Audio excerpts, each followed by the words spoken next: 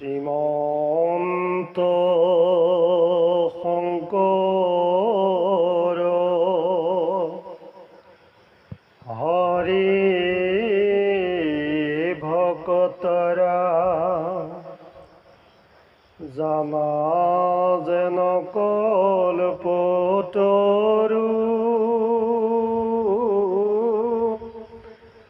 তন্ত্ৰ বিনাই নাই নাই নাই আমাৰ পৰম গুৰু ৰাম আমাৰ পৰম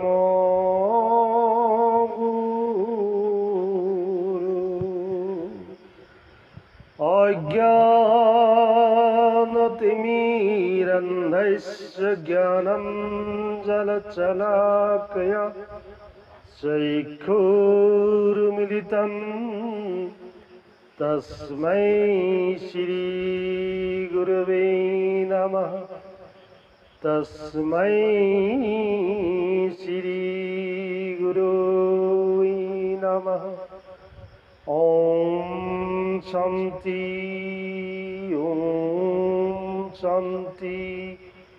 ওম শান্তি।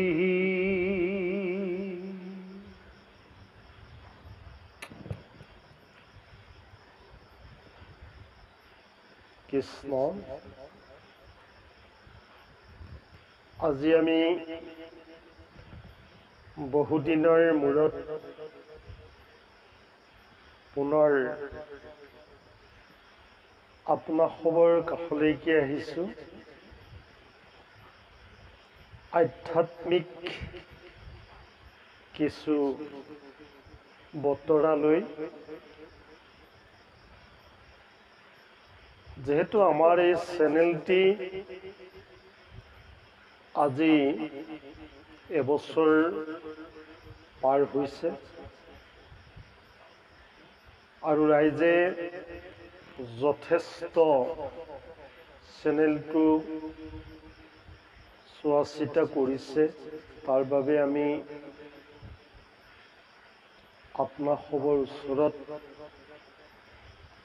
নথৈ সন্তুষ্টি লাভ কৰিছোঁ। আৰু এই চেনেলটোৰ যোগেদি বহুতো ভক্ত সন্ত মহন্ত তেওঁলোকে আমালৈকে বহুত ফোন নম্বৰৰ দ্বাৰা বহু কথাই পাতিছে। তেজপুৰৰ এজন ভকতে আমাক জগন্নাথ নিৰ্মাণৰ বিষয়বস্তুটো কিছু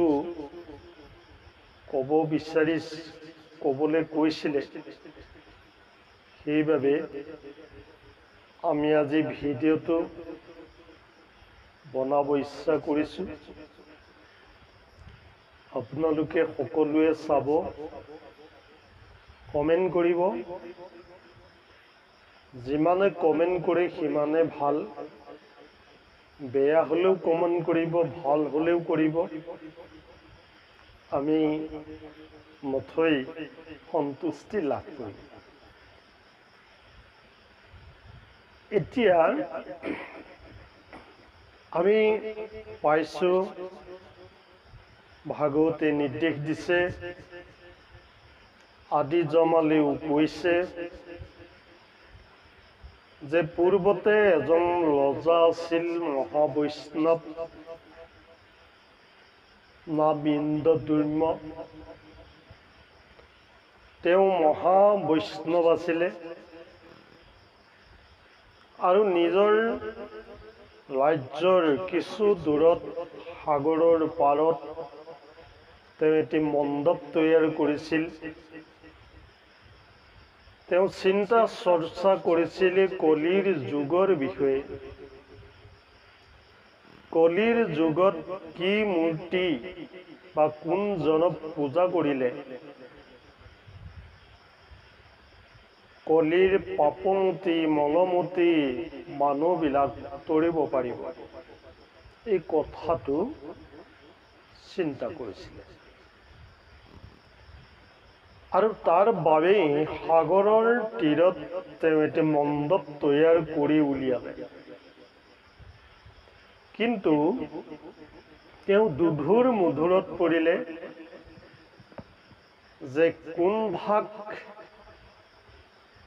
মূৰ্তি ইয়াত স্থাপন কৰিলে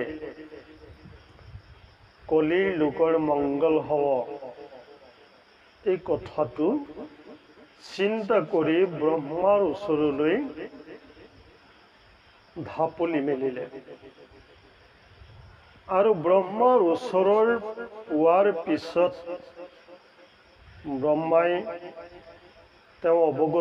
ব্ৰহ্মাক অৱগত কৰিলে আৰু কৰাৰ পিছত ব্ৰহ্মাই ক'লে যে তুমি বিশ্ৰাম কৰা, মই স্নান কৰি আহোঁ।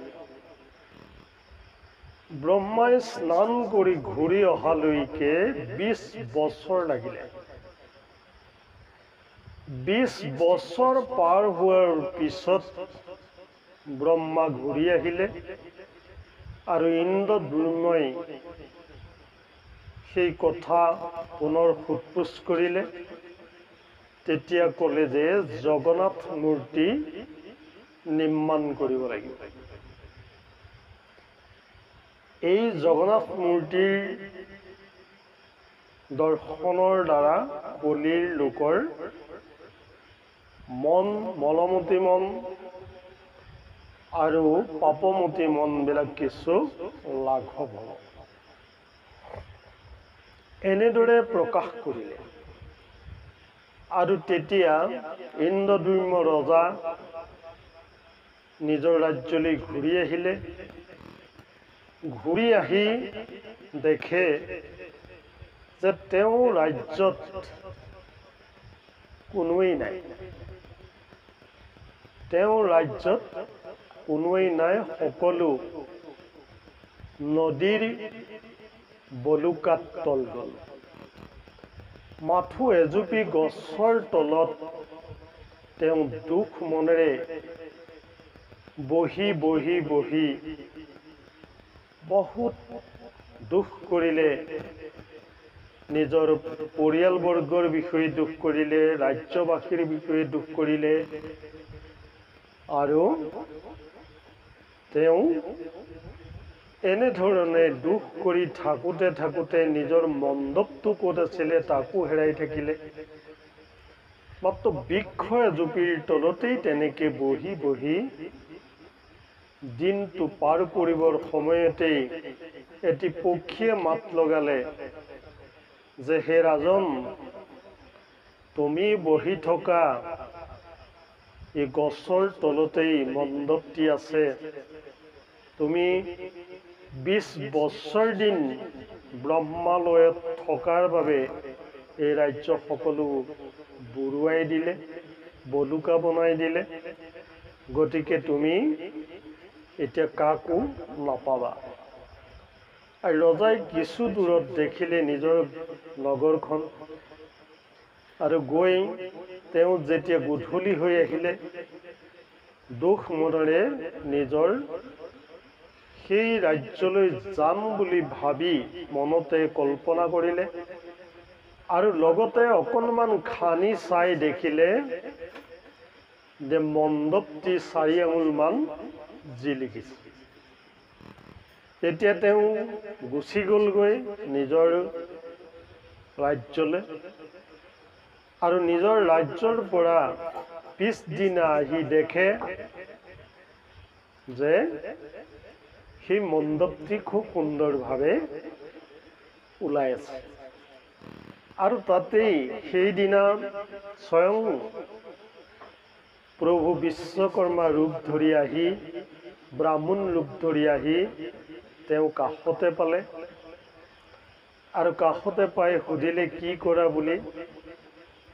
তেতিয়া ক'লে যে ইয়াত এনেধৰণে এটি জগন্নাথ নিৰ্মাণ কৰিব লাগে, কিন্তু কি ধৰণে নিৰ্মাণ কৰিম, কেনে ধৰণে নিৰ্মাণ কৰিম, এইটো মই একো উপায় পোৱা নাই।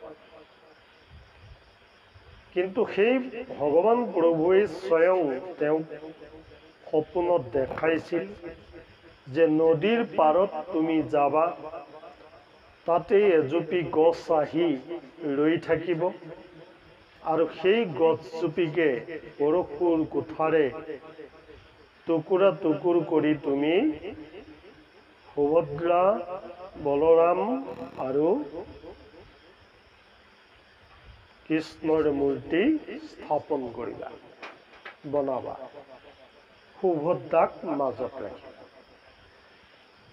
এনেধৰণে কোৱাৰ পিছত তেওঁ সেই মূৰ্তিটো কি ধৰণে হ'ব, কেনেধৰণে হ'ব চিন্তা কৰি থাকোঁতেই সেই হৰি, বিশ্বকৰ্মৰূপী হৰিয়ে তেওঁক ক'লে যে তুমি চিন্তা কৰিব নালাগে, যে এসপ্তাহৰ ভিতৰত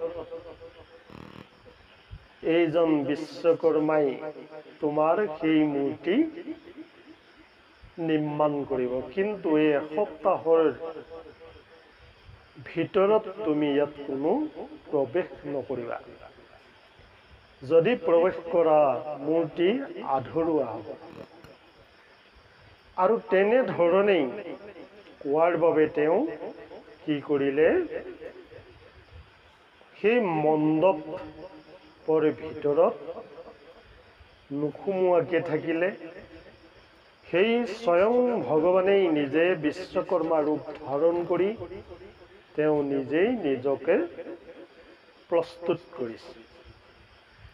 আৰু গাঁওবাসীয়ে যেতিয়া ক'লে, ৰজাৰ কাণত পেলালে যে তেওঁ এসপ্তাহৰ ভিতৰত মূৰ্তি সাজি, 3টা মূৰ্তি সাজি দিব পৰাইটো মিছা কথা।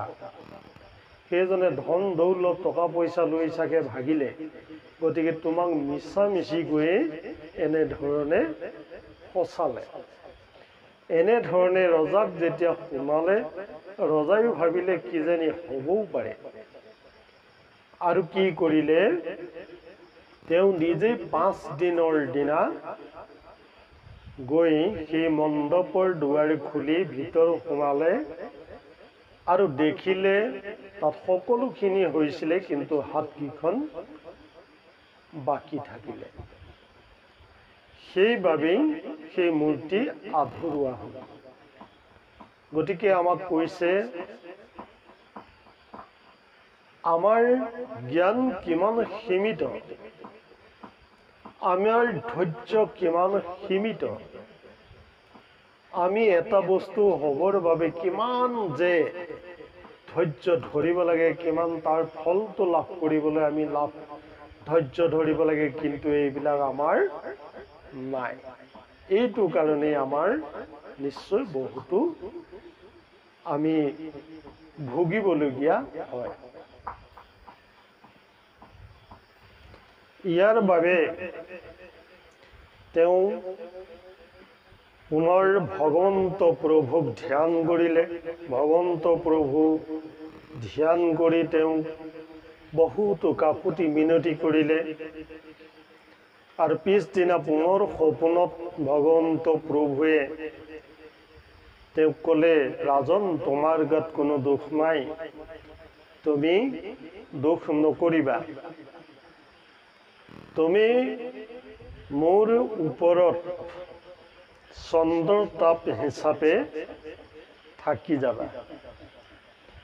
তুমিয়েই মোৰ সত্য ছায়া বুলি ভগৱন্ত পুৰুষে ক'লে।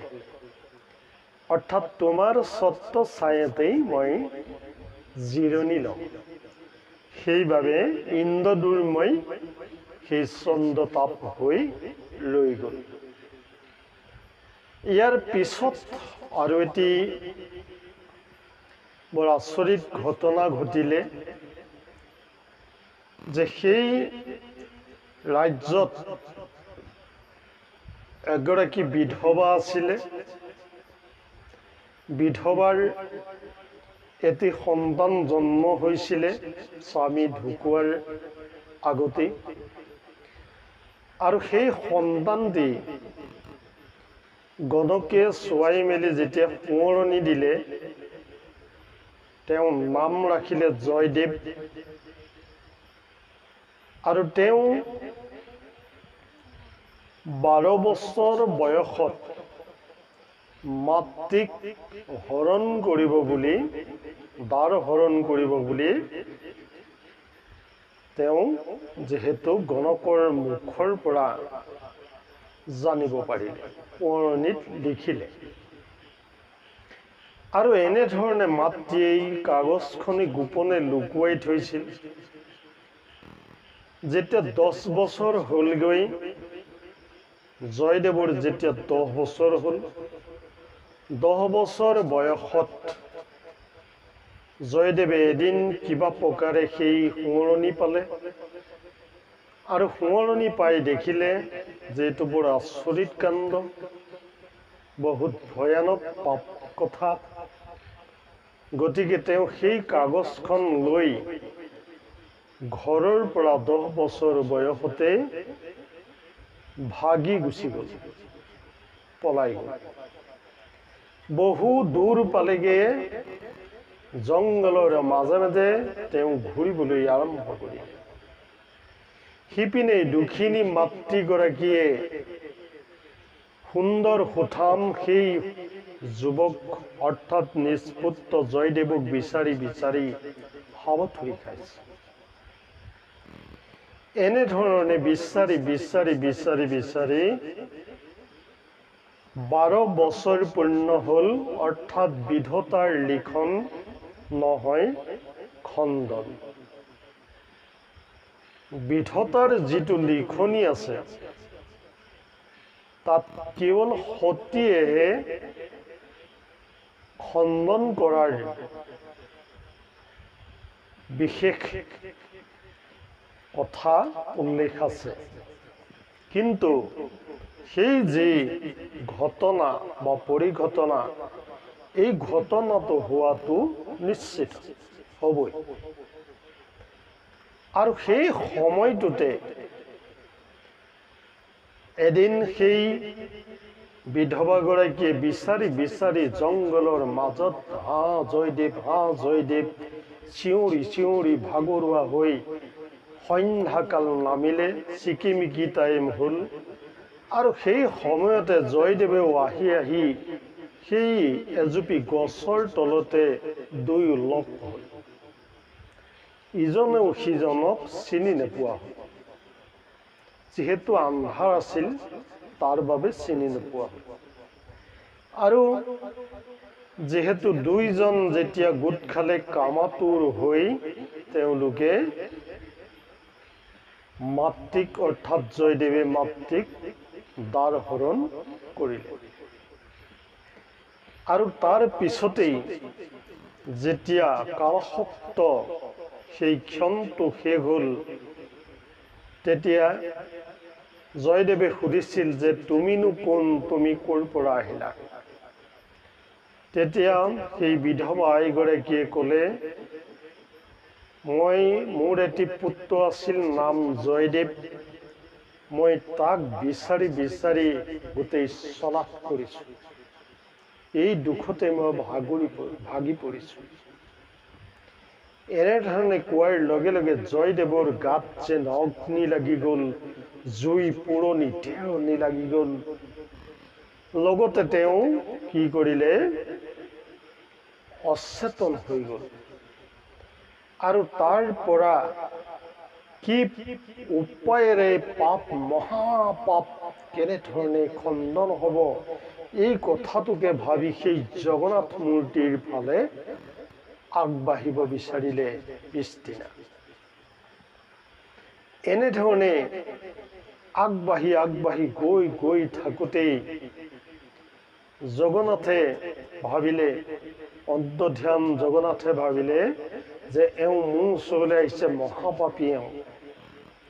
গতিকে এওঁ আহিবলৈ দিয়াটো উচিত নহ'ব, মই দেখাটোৱে উচিত নহ'ব।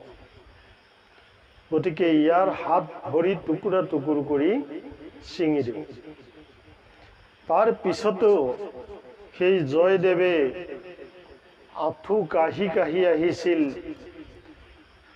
লেঙুৰাই ভেঙুৰাই আহিছিল। যেতিয়া তেওঁ হাত ভৰি কাটি দিলে, বাগৰি বাগৰি আহিল। ইমানেই ভক্তি বাঢ়ি গ'ল জয়দেৱৰ যে কি প্ৰকাৰে সেই ভগৱন্ত প্ৰভুক লগ পাম।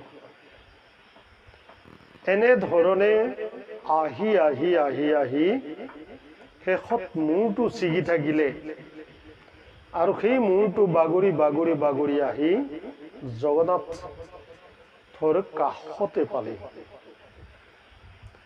আৰু জগন্নাথক কৈছে যে হে প্ৰভু, হে জগন্নাথ, মই মহা ভুল কৰিলোঁ, মাতৃ দ্বাৰ হৰণ কৰিলোঁ। গতিকে মোক সৰ্ব পাপৰ পৰা উদ্ধাৰ কৰা। মই যি কৰিব লাগে তাকেই কৰিম, মাত্ৰ তুমি মোক উদ্ধাৰ কৰা, তোমাৰ চৰণ কমলত ঠাই দিয়া। আৰু তেতিয়া তেওঁৰ যি অভূতপূৰ্ব ভক্তি, যি অদ্ভুত ভক্তি, এটা মূৰেই বাগৰি বাগৰি আহি ভগৱানৰ চৰণত পৰিছে। তেতিয়াই জগন্নাথ মন্দিৰ মঠৰ সহিতে ঘূৰি সেই জয়দেৱক সন্মুখৰ পৰা দৰ্শন কৰিলে। যেতিয়াই ভগৱন্ত প্ৰভু দৰ্শন কৰিলে, তেতিয়াই তেওঁ বিষ্ণুৰ তেজ আহিলে আৰু সম্পূৰ্ণ শৰীৰ লাভ কৰিলে। আৰু সম্পূৰ্ণ শৰীৰ যিদিনাই লাভ কৰিলে, সেইদিনাই জয়দেৱৰ জীৱন ধন্য হৈ গ'ল। আৰু সেই জয় হৰি গোপাল জগন্নাথ কৃপাল। গতিকে আমি সকলো মনুষ্যই পাপমতি, মলমতি, যদি সেই ভক্তি সম্পূৰ্ণ হয়, মনৰ সদ্ভাৱনা হয়, ভক্তি হয়, তেতিয়া কিন্তু আমি নিশ্চয় জয়দেৱৰ দৰেই আমি ভক্তি কৰিব পৰা ব্যৱস্থা থাকিব। মন, চিত, কায়, বাক, অৰ্থাৎ আমাৰ বাক্যৰ দ্বাৰা, শুদ্ধ মনৰ দ্বাৰা, শুদ্ধ চিত্তৰ দ্বাৰা, হৃদয়ৰ দ্বাৰা আমি যদি ভগৱন্ত প্ৰভুক সকলো অৰ্পণা কৰিব পাৰোঁ, তেতিয়াই আমাৰ সকলো পূৰ্ণতা লাভ। যদিহে আমি অজ্ঞানত থাকোঁ, তেতিয়া কিন্তু এই মায়াজাল, অজ্ঞান মানে মায়াজাল, এই সংসাৰৰ যিখন মায়াজাল, সংসাৰৰ নাতি পুতি, ভিনী খোলালি, ভাই ভণ্টি, এনেধৰণে নিজৰ পৰিয়ালবৰ্গক লৈ যি গৌৰৱ কৰি আছে, নিজৰ ঘৰবিলাকক লৈ যি গৌৰৱ কৰি আছে, নিজৰ যিটো জাতিটোক লৈ গৌৰৱ কৰিছে, এইবোৰ সকলো অসাৰ, অশাশ্বত, এইবিলাক সকলো মিছা। এইবিলাকতে বুৰ গৈ থাকিলে ভক্তি মাৰ্গৰ গন্ধই নাপাব। গতিকে সেই জগন্নাথৰ দৰে সেই মহান মূৰ্তি, মহান সেই প্ৰভু ঈশ্বৰ, তেওঁৰ ওচৰত জয়দেৱৰ মূৰটোৱে আহি তেওঁ কি কৰিলে? জীৱন ধন্য কৰিলে। এয়া আমাক দৰ্পণ স্বৰূপে দেখুৱাইছে। গতিকে আমি আজি ভিডিঅ'টি বিশেষ দীঘল নকৰোঁ। আপোনালোকে মাত্ৰ এটাই কাম কৰিব, আমাৰ বহুতো ব্যাখ্যাকাৰে বহু ধৰণে অম্বুবাচীৰ বিষয়ে ক'লে। গতিকে আমি কিন্তু কোনোবা ধৰ্মৰ কথাত লাগি লাগি এইবিলাক চব বিধি পথালি হৈছে। পূৰ্বৰ পৰা যি নিয়ম চলি আহিছে সেই নিয়মটি আজিলৈকে আমাৰ চলিয়ে আছিল, কিন্তু মাজতে কিছু ধৰ্মাৱলম্বীয়ে নিজৰ প্ৰভুত্ব দেখুৱাবৰ বাবে মিছা মিছিকৈ বহু কথা কৈ কি কৰিছে, নিজৰ ধৰ্মটো উচ্চ কৰিব বিচাৰিছে। এইবোৰ চব মিছা মিছি কথা। আমি দুনাই কৈছোঁ, যদি প্ৰমাণ দিব লাগে বুলি কয় আমি তাক দেখাব পৰা ব্যৱস্থা আছে, যিহেতু শাস্ত্ৰৰ কথা, আমাৰ কথা নহয়।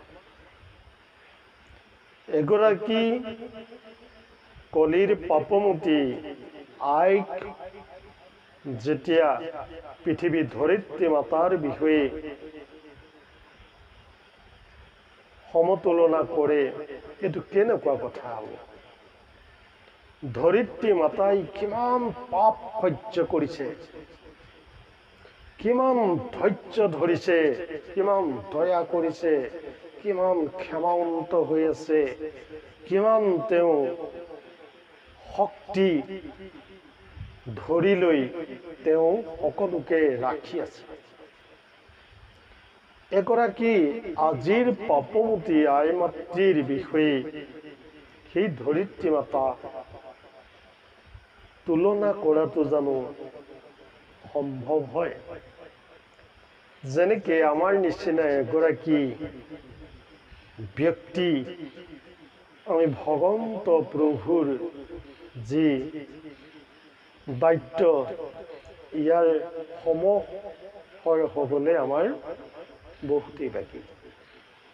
গতিকে স্বয়ং মাধৱদেৱেও কৈছে যে কহয় মূৰ্খমতী মাধৱ দাসে। মাধৱেও নিজক মূৰ্খ বনাইছে, মই মূৰ্খ, মই একো নাজানো। গতিকে হে দয়াময়, হে কৃপাময়, হে কেশৱ, তুমি মোৰ তোমাৰ চৰণত দাস কৰি লোৱা, এইবুলি মাধৱেও কৈছে। কিন্তু আমি ক'ব পৰা ব্যৱস্থাত নাই, যিহেতু আমি সকলোৱে ডাঙৰ হ'ব বিচাৰিছোঁ। এইটো কাৰণেই আমাৰ বৰ্তমান সময়টোত মানুহৰ মন বহু ব্যাখ্যাকাৰে বেলেগ কৰি দিছে। আৰু আজিৰ যিখিনি ব্যক্তি, এই ব্যক্তিসকলে যদিহে চুলি কাটিব নালাগে বুলি কয় পিতৃ মাতৃ মৰিলে, যদিহে অম্বুবাচী মানিব নালাগে বুলি কয়, তেতিয়াতো সেইটো ধৰ্মতেই মানুহ বেছি হ'ব। বৰ্তমানেতো এইবিলাক কোনেও ভাল নাপায়। গতিকে এই কথাবিলাক প্ৰচাৰ হ'বলৈ লৈছে, যিহেতু কলিৰ কালত অপপ্ৰচাৰ চলিব বুলি আদি জমালে কৈছে। সেইকাৰণে সকলো কথা চাই চিন্তি ৰাইজে আগবাঢ়ক। কাৰো কথা শুনি আমাৰ কথাটো যদি কিবা ভুল হয়, এইখিনিতো আপোনালোকে মানি চলিব নালাগে। যিহেতু নিজৰ নিজৰ প্ৰত্যেকৰে ভগৱান প্ৰভুৱে এক আবেগ দিছে, এক বিবেক দিছে, সেইবিলাকৰ দ্বাৰা নিজে নিজে চিন্তা কৰি লোৱাটো দৰকাৰ। গতিকে আজি ভিডিঅ'টি আমি ইমানতে সামৰণি মাৰিছোঁ। বহুদিন ভিডিঅ'লৈ আগবাঢ়িব পৰা নাই, আজি পুনৰ এটি ভিডিঅ' আগবঢ়াইছোঁ। যিহেতু ভিডিঅ' বনাবলৈ লৈছিলোঁ আগতে কেইবাৰমান, কিন্তু বৰষুণৰ বাবে আমি কৰিব পৰা নাই। বাৰু যাই কি নহওক, আপোনাসকললৈ আমি শ্ৰদ্ধা ভক্তি জনাই আজি ভিডিঅ'টি ইমানতে সামৰণি মাৰিছোঁ। सर्वे भवन्तु सुखिनः, सर्वे सन्तु निरामया, सर्वे भद्राणि पश्यन्तु मा कश्चित् दुःखभाग्। ओम शांति, ओम शांति, ओम शांति।